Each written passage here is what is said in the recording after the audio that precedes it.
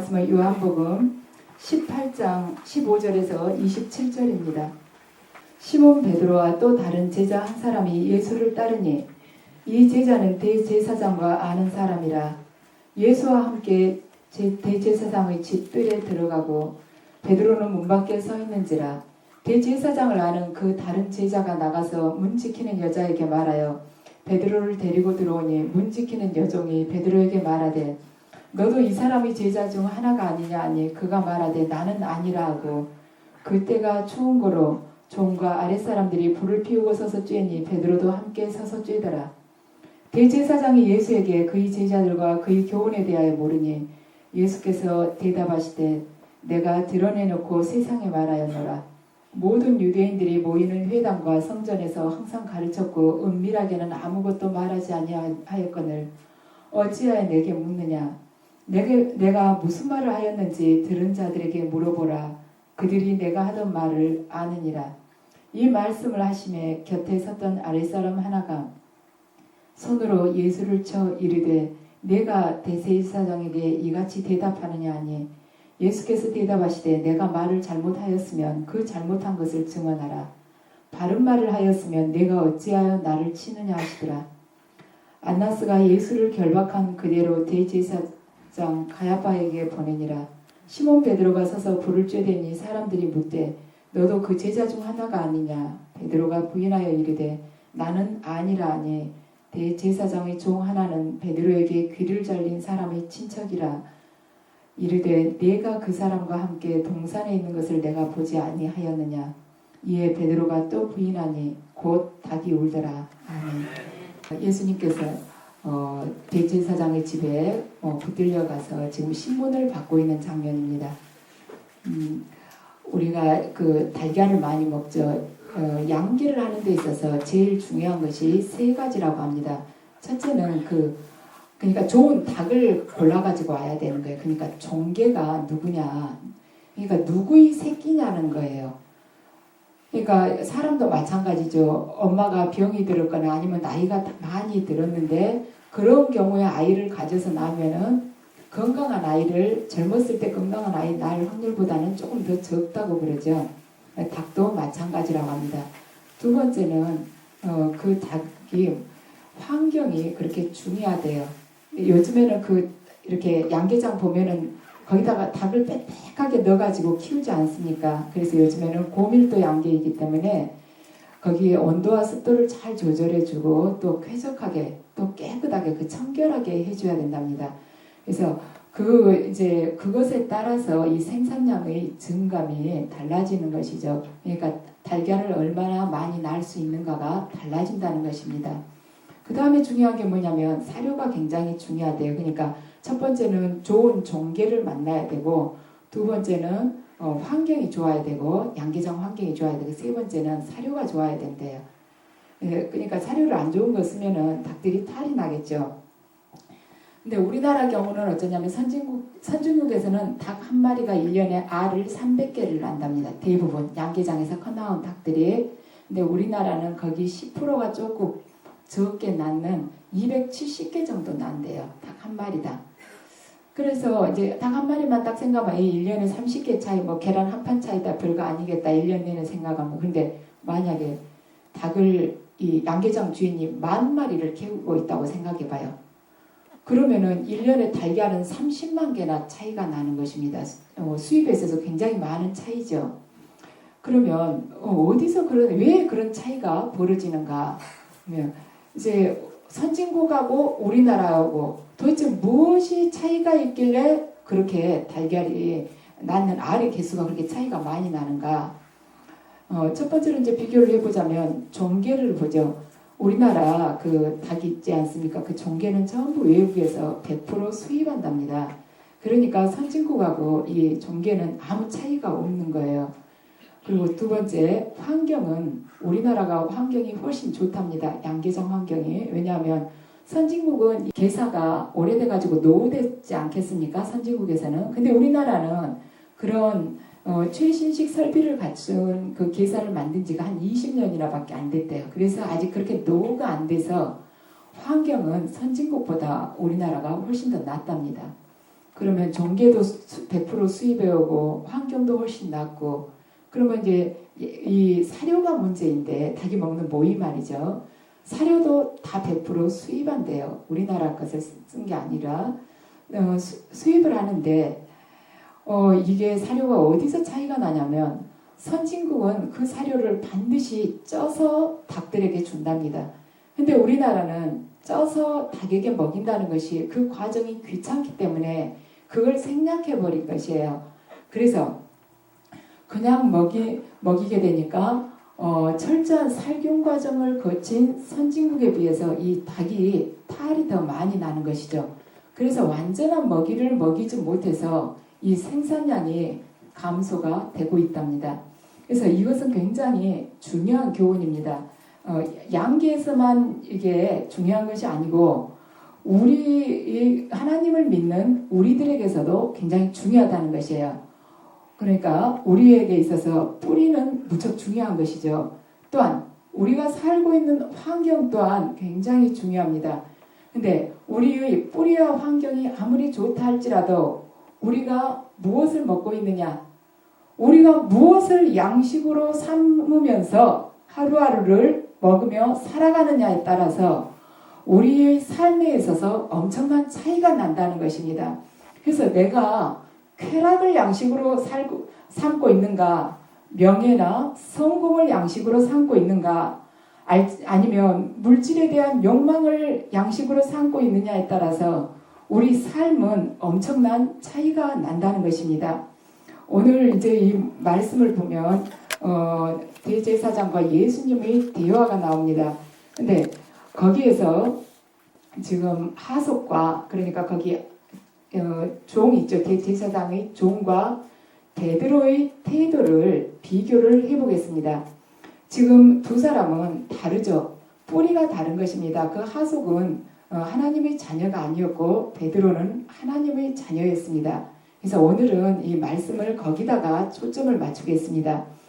그래서 먼저 하나님 앞에서 우리들 개개인은 어떤 존재였는가 생각해 보겠습니다. 우리들은 원래 하나님 앞에서 인류 최초의 범죄자인 아담의 후예였습니다. 그래서 우리는 죄성과 말하자면 욕망, 그것만을 배부르게 할 것만들을, 그러니까 죄성과 욕망을 충족시킬 것만을 양식으로 삼고 살아왔던 사람들이에요. 그래서 우리는 철저하게 악 속에서 말하자면 악을 먹고 살아오던 악의 종자들이었습니다. 그런데 우리가 지금 그리스도 안에서 하나님을 믿게 되었습니다. 그래서 그리스도 안에서 하나님을 믿는다는 것은 도대체 무엇을 의미하고 있는가? 첫 번째는 요한복음 1장을 보면 나오죠. 12절에서 13절. 영접하는 자, 곧 그 이름을 믿는 자에게는 하나님의 자녀가 되는 권세를 주셨으니 이는 혈통으로나 육적으로나 사람의 뜻으로 나지 아니하고 오직 하나님께로서 난 자들이니라. 우리들 모두가 그리스도 안에서 하나님을 믿는 자들입니다. 그러면 지금 요한복음 1장 12절에서 13절을 보면 그리스도 안에서 하나님을 믿는다는 것은 우리의 죄를 씻어주시기 위하여 십자가 위에서 흘리신 주님의 보혈의 은총 속에서 아담의 후예였었던 우리들이 하나님의 자녀로 그 뿌리와 혈통이 바뀌는 것이 바로 하나님을 믿는다는 것입니다. 그러니까 하나님을 믿는다는 것은 아담의 후예였었던 자들이 주님의 보혈의 은총 속에서 하나님의 자녀로 혈통이 바뀐다는 것이 하나님을 믿는다는 것입니다. 두 번째는 마태복음 4장 4절을 보면 사람이 떡으로만 살 것이 아니요 하나님의 입으로 나오는 모든 말씀으로 살 것이라. 그래서 그리스도 안에서 하나님을 믿는다는 것은 하나님의 생명과 진리의 말씀을 우리의 가장 귀한 양식으로 삼아서 그것을 추구하는 것을 바로 그것을 주야로 추구하면서 사는 것이 바로 하나님을 믿는다는 것입니다. 세 번째는 마태복음 13장 23절을 보면 좋은 땅에 뿌려졌다는 것을 그것은 무엇이냐면 말씀을 듣고 행하는 자니 결실하여 혹 100배, 60배, 30배가 되느니라. 그래서 그리스도 안에서 하나님을 믿는다는 것은 무엇인가? 우리의 삶이 말하자면 풍성한 진리의 열매를 수확할 수 있도록 우리가 진리 안에서 우리의 환경을 이렇게 옥토로 만들어가는 것입니다. 그것이 바로 하나님을 믿는다는 것이에요. 그래서 믿음이란 것은 무엇인가? 그리스도 안에서 하나님의 자녀가 된 우리가 하나님의 그 말씀을 먹고 마시면서 하나님의 말씀을 우리의 환경으로 삼아서 그 안에 거하면서 우리가 말하자면 진리의 종자답게 우리 자신을 가꾸어 가면서 실천하며 살아가는 그 행동과 바로 삶이 믿음이라는 것입니다. 그래서 종자, 그 뿌리가 무엇인가, 어떤 먹이를 먹고 있는가, 어떤 환경에 거하고 있는가는 양계에서만 중요한 것이 아니라 믿음 속에서도 그것은 굉장히 중요합니다. 그래서 이 세 가지의 정도에 따라서 신앙이 판가름이 나게 됩니다. 그래서 오늘 본문을 보면 대제사장 안나스가 예수님을 신문하기 시작합니다. 평소 제자들에게 무엇을 가르쳤냐고 예수님에게 물어봐요. 그러니까 예수님이 나한테 내 말을 들었던 사람들에게 직접 한번 물어보라고 이야기를 합니다. 그 이야기를 듣고 대제사장의 하석이 와서 예수님을 손으로 칩니다. 대제사장에게 왜 그렇게 말하는 태도가 불손하냐는 것이죠.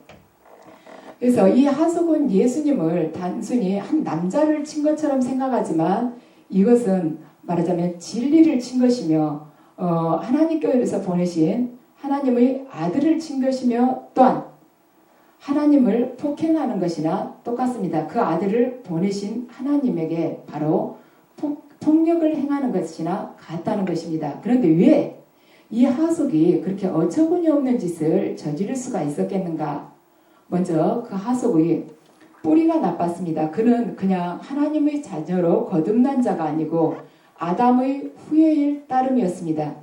두 번째는 그가 지금 현재 처하고 있는 환경이 굉장히 나빴습니다.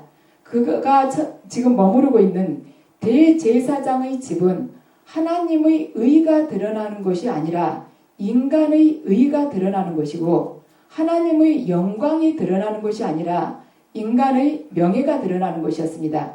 또한 이곳에서는 하나님의 법이 행해진 것이 아니라 인간의 관습을 중요시하는 것이었습니다. 또한 거기서는 하나님께서 보내신 그리스도를 결코 인격적으로 도저히 만날 수 없는 최악의 환경이었습니다. 그 다음 세 번째는 그가 먹고 있는 양식이 굉장히 나빴다는 것이죠. 그러니까 그가 대제사장의 집에서 얻을 수 있는 것은 진리와 생명의 말씀이 아니라 탐욕과 자신과는 생각이 다른 사람에게 말하자면 증오심을 갖는 것, 그것만을 보고 배울 수가 있었던 것입니다. 그가 그것을 양식으로 취했다는 것입니다. 그래서 이 하속은 예수님을 그렇게 가까이서 뵙는 말하자면 행운을 누렸지만은 예수님에게 최초로 폭력을 행사한 인물이 되었습니다. 그런데 그 폭력을 행사하고서도 이 하속은 돌이켜서 회개할 줄 모르는 비참한 인간으로 끝나버렸습니다. 그런데 오늘 본문을 보면 또 베드로가 등장을 합니다. 베드로와 이 하속을 이제 비교를 해보죠. 베드로는 예수님의 제자였습니다. 그러니까 뿌리가 다른 것이죠. 하나님의 자녀가 된 자이기 때문에 벌써 그 아담의 후예인 하속과는 혈통이 달랐습니다. 그런데 결과적으로 보면 예수님을 3번이나 부인한 베드로나 하속이나 별반 다를 게 없었습니다. 하속은 손으로 예수님을 쳤고 베드로는 인격적으로 예수님을 친 것이나 다름없었습니다. 그래서 예수님에게 폭력을 가한 인물이 된 셈입니다. 어떻게 하나님께 뿌리를 둔 베드로가 이렇게 하속과 똑같은 사람이 될 수밖에 없었는가? 첫 번째로는 그가 바른 양식을 취하지 않았기 때문입니다. 예수님께서는 그동안 여러 차례 제자들에게 당신이 말하자면 대제사장들과 또 서기관들과 장로들 앞에서 말하자면 고난을 받고 돌아가실 것이라고 예고를 하셨습니다. 그렇다면 베드로는 그 말씀을 믿고 삼켰어야 했습니다. 그런데 베드로는 예수님께서 하신 그 말씀이 자신의 생각과 다르기 때문에 그것을 흘려들었습니다. 그리고 자기의 생각과 자기의 그 계산을 양식으로 삼았습니다. 그러니까 베드로가 지금 예수님의 말씀을 양식으로 믿고 삼켰어야 됐는데 자기의 생각과 자기의 계산을 양식으로 먹었다는 것입니다. 두 번째는 그가 처한 환경이 나빴다는 것입니다. 지금 베드로는 대제사장의 집 뜰에 있었습니다. 그래서 그곳에서 예수님을 부인을 했습니다. 베드로가 대제사장의 집에 머물지 않았으면 그렇게까지 예수님을 무참하게 3번이나 그분을 바라보면서 부인하지는 못했을 것입니다. 그런데 베드로가 나중에 회개를 하게 됐어요. 통곡을 하죠. 근데 어떻게 해서 그가 하게 됐는가? 베드로가 예수님의 말씀을 떠올리죠. 네가 오늘 밤 닭이 울기 전에 나를 3번 부인할 것이라는 예수님의 말씀이 불현듯 기억이 났습니다. 그러니까 베드로가 이 주님의 말씀을 기억하면서 삼키는 순간에 회개를 하게 됐습니다. 근데 회개한 장소는 어딘가? 대제사장의 집이 아니고 거기서 뛰쳐나가서 밖에서 울면서 회개를 했습니다. 그러니까 대제사장의 집이라는 환경을 벗어나서 비로소 회개를 할 수 있었습니다. 그래서 본문 속에서 하속과 베드로의 행적을 보면 우리가 굉장히 귀한 교훈을 얻을 수가 있습니다. 그리스도 안에서 아무리 하나님의 자녀가 된 자라 할지라도 바른 양식을 먹지 않고 또한 바른 환경에 머무르지 않는 한 우리들 모두 또 불신자처럼 살아갈 수 있다는 것입니다. 그래서 우리가 말하자면 하나님의 말씀을 간절하게 추구하면서 거기에 항상 매달리면서 증거하면서 살려고 하지 않는 한 또한 내가 바르지 못한 환경에서 벗어나기 위해서 말하자면 몸부림치고 노력하지 않는 한 우리는 불신자처럼 보일 수밖에 없다는 것이죠. 그래서 하나님의 자녀들은 그릇된 환경에서 벗어나서 뿐만 아니라 그 잘못된 환경을 바로잡는 사람들이어야만 합니다. 그래서 그리스도인들은 이 땅에, 이 세상에 하나님의 나라를 일궈가는 말하자면 그분이 제자들입니다. 4명 중에 1명이 지금 우리나라는 그리스도인인데 왜 우리나라가 그렇게 맑아지지가 않는가? 거기에는 이유가 있죠. 그런데 대부분의 사람들은 뭐라 하냐면 누구누구 때문에 이러이러하다고 말을 합니다. 그러니까 대부분이 모두들 다른 사람을 고치려고만 했지 자기 자신이 변화되려고는 안 했다는 것입니다. 그러니까 나에게는 다른 사람들이 나의 환경이 되지만 그들에게 있어서는 내가 바로 그들이 환경이 될 수가 있다는 것이죠. 당연히 되어 가고 있는 것이죠. 집안에서 보면은 부모는 자녀들이 환경이 되고 자녀들은 또한 부모 입장에서 보면 부모의 환경이 되고 있습니다. 남편은 아내의 환경이 되고 아내는 또한 남편의 환경이 현재 되어주고 있습니다. 직장에서 보면 직장 상사는 자기도 모른 새에 자기 부하 직원의 환경이 현재 되어가지고 있어요. 그러면 부하 직원은 자기가 생각하기에는 상사가 꼭 상사 자기 본인 이익만 취하고 아랫사람들을 굉장히 이렇게 조이는 것 같지만은 자기들이 의식하지 못한 가운데 자기들 또한 상사의 환경이 되어 있다는 것이죠. 그래서 우리가 이 베드로를 보았을 때 우리가 어떠한 환경 속에서 어떠한 양식을 먹느냐가 우리의 삶에 있어서 굉장히 중요하다는 것입니다. 우리들은 대부분 말씀 안에서 완전히 거기에 내가 제물되어서 내맡기지 않는 이상은 세상을 바라보면서 세상 것을 말하자면 먹고 마시기를 원합니다. 그러니까 성공이나 출세나 승진이나 내가 어떠한 정해놓은 자아 실현이나 아니면 탐욕이나 쾌락이나 먹어도 한없이 목마르기만 한 세상의 것들을 나의 양식으로 삼기를 원하고 있습니다. 근데 하나님께서 말씀하신 양식이라는 것은 무엇인가? 자, 요한복음 4장 34절을 보면 예수님께서 그 사마리아 여인하고 이야기하고 난 후에 제자들이 와서 물어보죠. 누가 주님께 양식을 드렸을까 하고 그러죠. 예수님께서 말씀하시죠. 나의 양식은 나를 보내신 이의 뜻을 행하며 그의 일을 온전히 이루는 것이다. 우리는 이 땅에서 예수님의 삶을, 그분의 발자취를 하나하나 따라가면서 살아가야 할 제자들입니다. 그래서 그분의 양식 또한 우리들의 양식이 되어야 할 것입니다. 자, 베드로를 보겠습니다. 대제사장의 집이라는 환경 속에서 예수님을 부인하고 저주했던 그에게 순교라는 굉장히 고통스러운 환경이 주어졌습니다. 그러니까 순교라는 최악의 환경이 어떻게 보면 그를 무너뜨릴 수도 있지만 그는 진리의 말씀을 양식으로 삼고 예수 그리스도를 환경으로 삼아서 그가 살았을 때 순교라는 그 최악의 상황이 베드로를 결코 무너뜨리지 못했습니다. 그리고 그에게 십자가의 순교를 강요했던 로마 제국은 말하자면 베드로에게 있어서는 무섭게 다가오는 세상의 환경이었습니다. 근데 말하자면 그에게 엄습해오는 그 두려운 세상의 환경, 즉 로마 제국이 베드로로 인해서 새로워지는 그러한 역사가 이루어지게 됐습니다.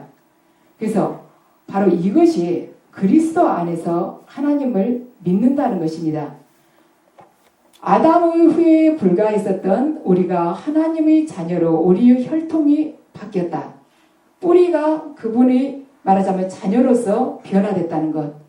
하나님의 말씀이 우리의 양식이 되고 또한 하나님의 뜻을 행하며 그분의 일을 온전히 이루는 것이 바로 우리의 양식이 되고 예수 그리스도를 환경으로 삼아서 우리가 그 안에 거하면서 우리 주변이 좋은 환경이 되어주는 것, 그것이 바로 그리스도 안에서 하나님을 믿는다는 것입니다. 그래서 여러분들 그리스도 안에서 여러분 자신이 하나님의 자녀로 거듭나게 되었음을 아실 것입니다. 말하자면 우리의 뿌리가 그리스도 안에서 새로워졌다는 것입니다. 그렇다면 하나님의 말씀을 우리의 양식으로 말하자면 그분의 일을 온전히 이루는 것, 그분의 뜻 앞에서 내가 제분이 되어서 살아가는 것을 우리의 양식으로 삼으시기 바랍니다. 또한 우리의 목자 되신 예수 그리스도, 그분을 안에 우리가 온전히 거하면서 그분을 우리의 환경으로 삼을 때 우리 자신들이 바로 타인을 위한 바른 환경이 될 수가 있습니다. 그래서 십자가의 순교를 강요했었던 로마 제국이라는 그 두려운 환경 속에서 베드로가 그 세상의 두려운 환경을 온전히 변화시켜버리듯이 우리들 또한 예수 그리스도 안에서 그분의 뜻을 행하면서 그분의 일을 온전히 이루어갈 때 그 거룩한 우리의 삶으로 인해서 이 세상이라는 환경이 맑고 새로워지는 역사가 이루어지게 될 것입니다. 그래서 여러분들 이미 하나님의 자녀로서 혈통이 변화되었습니다. 그래서 우리가 앞으로 해야 할 것은, 우리에게 남은 과제라는 것은 우리를 보내신 이의 그분 하나님의 뜻을 행하며 그분의 일을 온전하게 이루는 것을 바로 우리의 하루하루의 양식으로 삼고 예수 그리스도의 그분 안에 머무르면서 그분을 환경으로 삼아서 이 세상을 맑고 아름답고 향기로운 세상으로 바꾸시기 바랍니다. 수고하셨습니다.